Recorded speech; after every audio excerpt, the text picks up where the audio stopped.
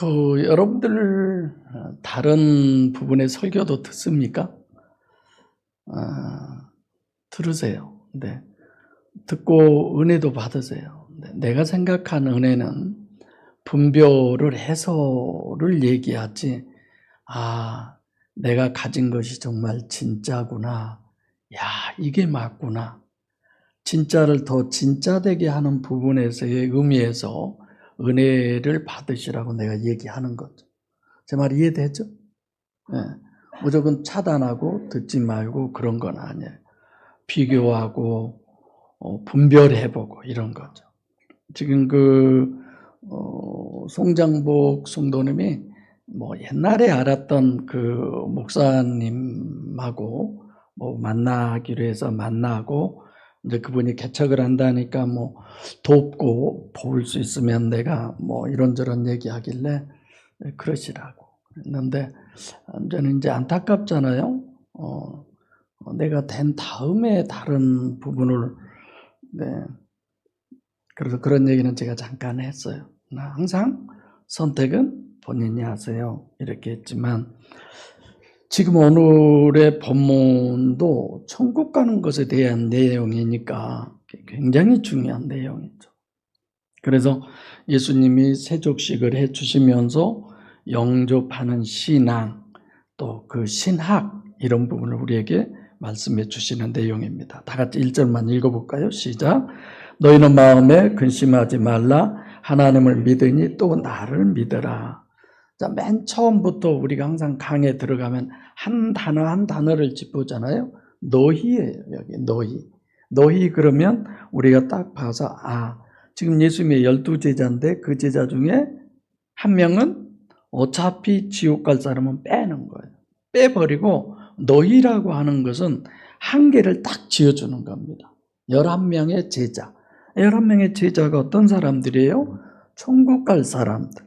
그래서 너희는 마음에 근심하지 말라. 우리도 제가 설교 때도 얘기했지만 여러분 근심 걱정 있잖아요. 근심 걱정이 있어도 실제 엄청난 근심 걱정은 아니죠. 근데 지금 본문 배경으로 보면 내가 설명을 했듯이 예수님의 제자들은 예수님이 만약에 우리나라로 얘기하면 일본을 물리치고 우리나라가 회복이 돼서 예수님이 왕이 되면 우리도 한 자리 해야지. 이런 아주 굳센 꿈을 갖고 3년 반 동안 따라다녔는데 지금 예수님이 뭐라고 그래요? 나 가는 곳에 너희 같이 못 가. 그리고 내가 나중에 너희들을 데리고 와서 영접해서 이런 얘기를 하죠. 그럼 베드로가 얘기하죠. 뭔 소리입니까? 이런 거죠. 결국은 내가 죽을지언정 이런 얘기까지 저런 얘기까지 다 한데도 노하니까 걱정하는 거죠. 마음에 근심이 되는 거죠. 그래서 너희냐 아니냐 가룟 유다와 비교해서 13장에서 이미 했었는데 오늘 본문도 사실 내가 4절까지지만 나중에 또 4절부터 가겠지만 너희라고 하는 단어가 한번 쉬어볼까요? 1절부터 3절까지만 너희는 마음에 근심하지 말라는 또 나를 믿으라는 간구시며 그렇지 않으면 너희에게 일렀으리라. 내가 너희를 위하여 처소를 예비하러 가노니 너희를 위하여 처소를 예비하면 내가 다시 와서 너희를 내게 있는 곳에 나 있는 곳에 너희도 영접하리라. 몇 번이에요? 6번. 7번이에요? 네, 7번인가요? 나 6번 쉬었네. 자, 이렇게 무려 너희라고 하는 걸 엄청 강조하고 있어요. 이거는 다른 누구도 여기다 끼지 않는 거예요. 딱 이 사람들만 이런 거죠. 그래서 여러분들도 목양교회 예수님이 지금 제자들에게서 너희라고 딱 이렇게 한정을 짓듯이 정말 예수님이 너희라고 하는 그 한정 짓는 속에 여러분들과 내가 있기를 바랍니다. 근데 예수님이 여기 너희라고 하는 사람 중에는 십자가에 거꾸로 못 박혀 죽는 사람도 있고 가죽을 벗겨서 죽는 사람도 있고 여러분 아멘 그렇게 쉽게 해도 되겠어요? 무조건 아멘만 하지 말고 가능하면 주님이 이루시고자 하는 그 일에 때로는 어떤 사람은 더 무거운 짐을 지는 사람이 있고 어떤 사람은 더 가벼운 짐을 지는 사람이 있고 다 똑같지는 않잖아요. 그러나 그 사람의 분량만큼 주시는 거예요. 짐이 무거우면 주님이 나를 보기에 내가 이 짐을 질 만한 힘이 내게 있으니까 주는구나. 첫째, 둘째, 셋째, 넷째, 다섯째가 엄마 따라가서 밭에서 이제 뭐 일하다가 뭘 각자에게 너 이놈 갖고 가, 누구는 이놈 갖고 가. 다 똑같습니까? 큰 놈이나 막내 분명히 무게 차이가 있잖아요. 하나님도 우리에게 감당할 만큼, 그러니까 감당하는데 내가 힘이 들고 어려워도 주님 어쩐다고요? 감사합니다. 감사합니다. 얼마나 하나님께 감사하면 한국에서 네팔에다가 젖소를 보냈는데 새끼를 낳으니까 이름을 감사라고 이름을 줬어요. 송아지 이름을 감사하라. 그래서 지금 너희라고 하는 한정을 지어준 대상이 누구냐? 주님이 발을 씻겨 주어서 영접하는 그런 사람. 그렇게 존귀한 존재예요. 주님이 직접 오셔서 내 발을 씻기는 종의 입장으로 나하고 같이 사는 이보다 더 존귀한 존재가 어디 있어요? 이거는 교회 시대만의 문제예요. 아무 때나 이럴 수 있는 건 아니에요. 특별히 갈라디아서 1장 8절에 바울사도가 그러잖아요. 우리가 전한 복음 외에 다른 복음을 전하면 하늘에서 온 누구라도 천사라도 어때야 된다? 저주를 받는다라고 그러죠. 그런 복음을 전했는데도 지금 터키라든가 이런 데 다 외교권이 됐잖아요. 정말 하나님 믿고 구원받기가 쉽습니까? 정말 어려운 거죠.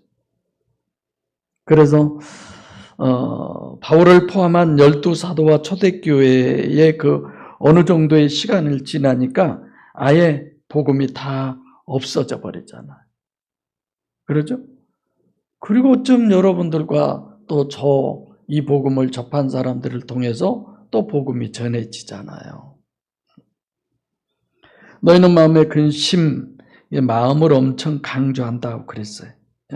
그래서 여러분도 초소에서 존귀한 영광을 누리려면 이런 근심 속에서도 우리는 뭐가 변해야 된다? 가치관이 변해야 된다. 굉장히 달라요. 소중히 얘기를 하지만 오늘 아침에는 이제 내가 오라기도 안 와요. 처음이에요. 근데 어떻게 눈을 딱 뜨는데 굉장히 눈에다 힘을 주고 얘가 왜 이러지? 오늘 아침에 집에서 여러 번이나 그랬어요. 아주 굉장한 어떤 마음의 어떤 결정을 할 때 그러잖아요. 그래서 왜 서준이가 눈을 저렇게 뜨고 보지? 이런 얘기를 서로 나누었는데 실질적으로 그게 바뀌면 그렇게 돼요. 가치관이 바뀌면 달라요. 그냥 주일날 한번 털털 털고 이렇게 그런 게 아니라 매일이 주일이고 매일이 하나님, 매시에 늘 우리가 그래야죠. 근심, 갈팡질팡, 또 근심도 되고 우려함도 되고 여러 가지로 해석이 가능해요. 그런데 왜 근심하냐? 믿음이 없으니까 그런 거죠. 믿음의 문제죠. 그래서 디모데후서 1장 8절에 하나님이 우리에게 주시는 마음은 능력과 사랑과 근신이다. 전부 다 어디예요? 마음이에요.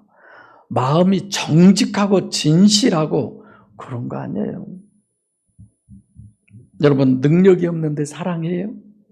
능력이 없는데 모든 것은 능력에서 비롯돼요. 능력이 없으니까 자꾸만 빈 깡통 소리가 자꾸 나오고 가득히 채워져 보세요. 그래서 여러분들과 제가 믿는 믿음은 하나님의 겉을 믿는 게 아니라 하나님의 속을 믿어요. 근데 하나님의 겉도 속도 믿기 힘든 거예요, 우리는. 그래서 하나님의 마음은 하나님을 봐서 체험해서 그런 거 전혀 아니잖아요. 하나님의 마음을 우리가 알 수 있는 건 뭐예요? 뭐밖에 없어요? 바이블, 성경. 그래서 back to the Bible, 성경으로 돌아가자. 저도 학교 설립하면서 학교 설립의 취지를 그 얘기는 꼭 하려고 그래요. 우리가 성경으로 돌아가자. 복음서 신학을 정립하자. 영혼 구원을 목적에 두자. 하나님의 목적이나 예수님의 목적, 우리 신학교의 목적이 같아야 되잖아요. 그죠? 이런 것도 고민해 봐요. 다른 학교 설립자들은 뭐라고 써놨지? 이런 것도 봐지고 그런 거죠. 그리고 지금 1절은 엘로힘이라고 했는데 이제 계속 이어서 하나님 이렇게 하는 부분의 의미도 여러분들에게 말씀을 드렸습니다. 그래서 창세기 1장 1절부터 지금 예수님의 공생애까지 몽땅 다 뭘 얘기하느냐? 하나님의 소원, 뜻, 하나님의 마음, 이런 부분을 우리에게 정립하고, 그리고 이제 하나님 자체, 하나님을 우리에게 믿으라게 하는 게 아니라 나를 믿으라, 이렇게 예수님이 얘기하잖아요. 하나님의 속 마음을 믿는 것처럼 주님도 속 마음을 믿어라. 우리 눈에 보였던 그분이 아니라, 그래서 하나님의 목적이나 뜻이나 소원이나 예수님의 목적이나 뜻이나 소원이나 우리 교회의 또는 내가 신학교의 요양, 모든 것은 다 똑같아야 돼요.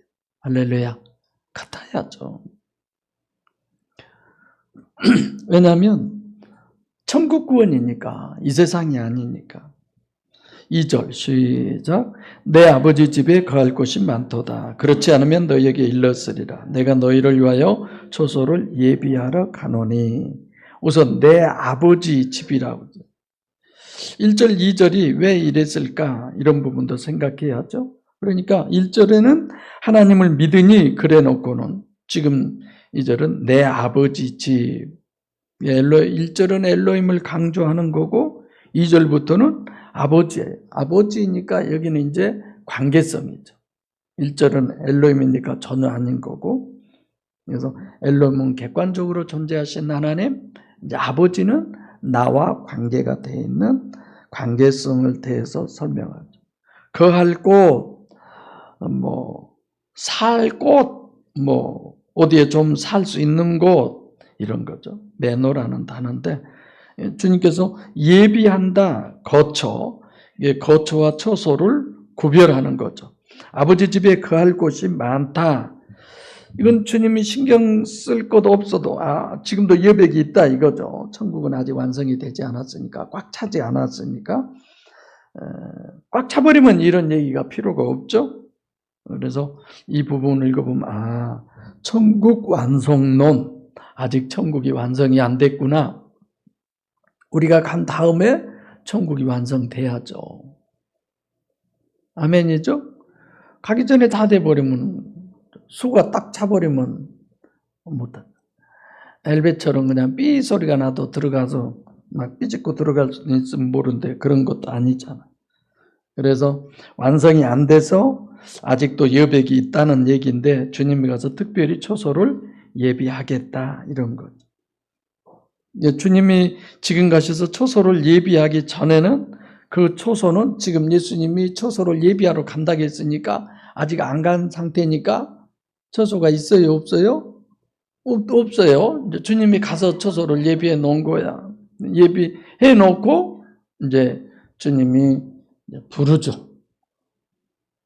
아무개야. 여러분, 내가 이렇게 부른다고 생각하면 목사님 설교에 언제 이런 적이 있었는데 혹시 기억나세요? 안 나죠.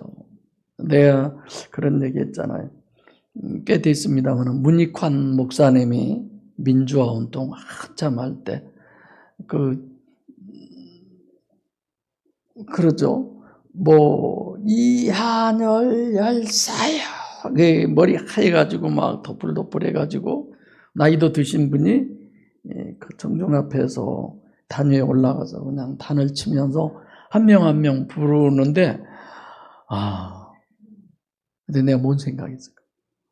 하나님이 저렇게 나를 부르실 때, 아멘, 귀님이 여기 있어요, 여기 있어요. 그런 상상을 해버려. 그것 자체가 아니라 그걸 통해서 항상 이렇게 비추어서 생각을 해보게 되는 거죠. 그래서 초소를 예비하러 가는데 주님이 아무나가 아니죠. 진짜 그야말로 알짜배기들을 데려가겠다는 거죠. 이왕 신앙생활 할 거 알짜배기로 하십시오. 와도 그만, 가도 그만, 그냥 그런 게 아니라 진짜 꼭 필요해. 우리 교회 꼭 한 사람 딱 필요한 사람 있어요. 이렇게 하면 여러분 다 시험 드네. 정말 필요해서 한 사람 한 사람 다 보낸 거예요. 헛다리들 보낸 거 아니에요. 아주 못된 짓을 합니까? 가룟 유다도 여기 12사람 중에 필요해서 여기다 집어넣은 거예요, 예수님은. 그러나 그의 역할이 끝나니까 끝내잖아요. 그죠? 우리는 아무도 볼 거 없어요. 나만 봐야지. 내가 어떠느냐가 중요하지, 누가 무슨 소리를 하건 행동이 어쨌건 양심을 심보를 그런 얘기할 게 아니에요. 내가 중요하지. 그래서 주님은 아버지께서 이끌지 아니하시면 내게로 올 자가 없다 이렇게 얘기하잖아요. 하나님에 의해서 너희에게 일렀으리라, 이른다. 실제로 이게 믿어지면 주님이 지금 예비하러 간 초소가 누구 거예요? 내 것이 되는 거죠. 내 것이. 예비하시다, 특별 초소, 토포스라고 하는 것인데 어느 것이 어떤 것인지는 확신에는 모지만 하여튼 영원히 가장 영광스러운 사람이 우리가 되는 거예요. 저는 그런 부분에서 마음을 놔요. 이 정도로 우리가 알고 정립하면 율법사에게 예수님이 그랬죠? 뭐라고 그랬어요? 일을 행하라. 그리하면 네가 살리라.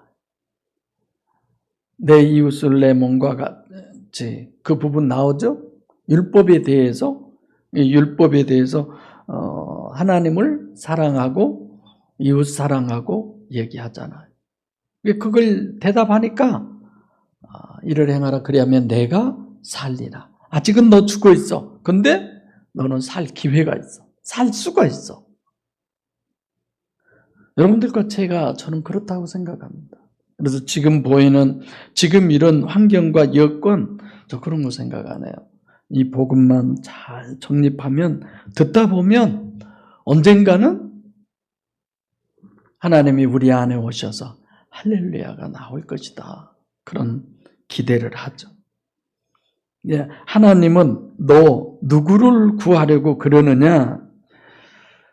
한 사람이잖아요. 딱 한 사람, 나. 그래서 내가 오늘 송장복 정도에게 그랬어요.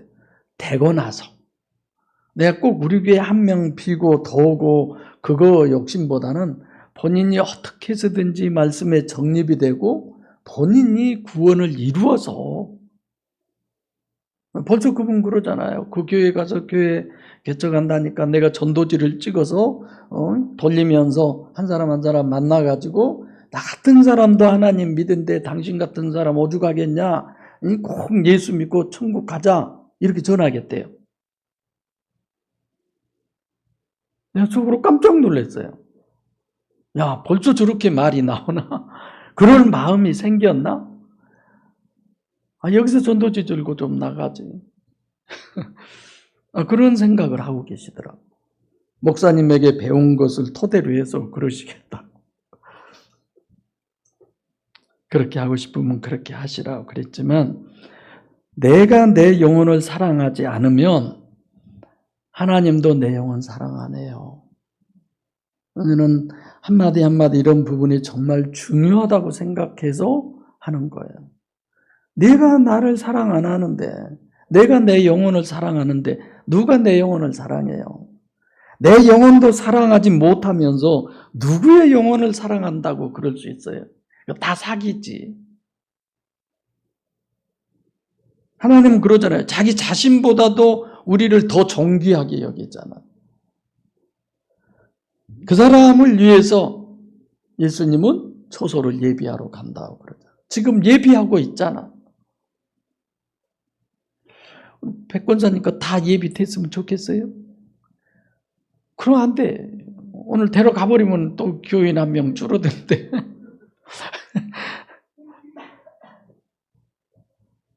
정말 돼야죠. 한 사람 한 사람. 그러니까 예수님이 우리를 구원할 때 어떤 마음으로요?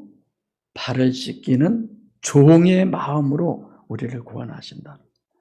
마지막 3절 시작. 가서 너희를 위하여 초소를 예비하면 내가 다시 와서 영접하여 나 있는 곳에 너희도 있게 하리라. 초소를 예비한다. 왜 너희를 위해서, 모든 사람을 위해서가 아니고 왜 너희예요? 여기 지금 몇 명 있어요?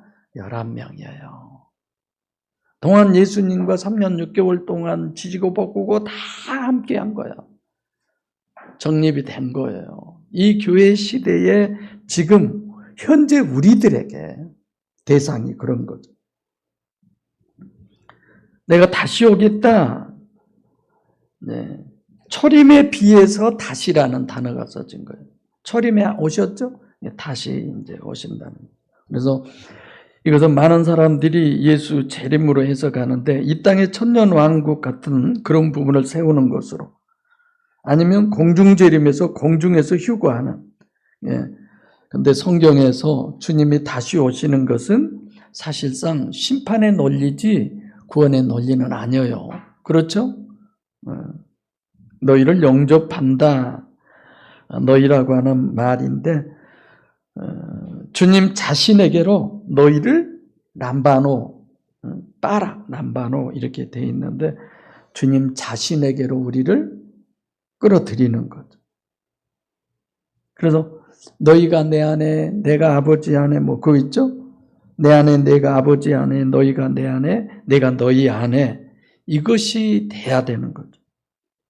요한복음 14장의 신학적 논리를 이와 같이 서론적으로 얘기하는 겁니다. 나 있는 곳, 내가 있는 곳에 너희도 있겠다. 이것도 역시 내가 있는 곳에 너희도, 그러니까 당연히 주님 있는 곳이 어디예요? 천국이죠. 주님과 관계성만이 절대.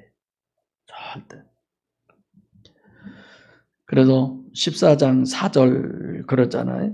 요한계시록 14장 4절이나요? 어린 양이 어디로 인도하든지 따라가겠나이다. 이런 것처럼.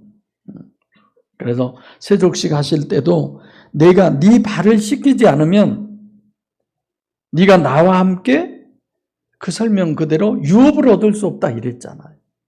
상관이 없다라고 한 그 내용이 유업을 얻을 수 없다. 내가 네 발을 씻기지 않으면. 그게 오늘 본문 같은 경우도 우리의 발을 씻는 심정으로 주님은 우리를 구원하기를 원하시는 거죠. 그래서 정말 가난한 심령들을 보면 또 복음을 전하는 그 일에 주님이 발을 씻기는 그 심정을 기억하고 여러분들도 저도 쓰임 받으시기를 바랍니다. 그래서 철저하게 하나님이 함께 하는 거예요. 딱 하나 이거예요. 지난주에도 하나님이 함께 하십니다. 어떻게 해야 함께 하시느냐? 먼저 내 발을 씻는 종의 입장에서 내 심령에 그분이 들어오셔야 되고, 내가 주님 안에, 주님이 내 안에 분리할 수 없는 하나로 되어져 있음으로 말미암아 주님이 계신 곳에 우리도 영원히 함께 할 수 있습니다. 이 말씀을 하신 주님은 애가 닳도록 우리에게 얘기를 하고 있어요. 그래서 아멘 아멘 다 이루어지는 그런 축복이 있으시기를 바랍니다. 기도하겠습니다.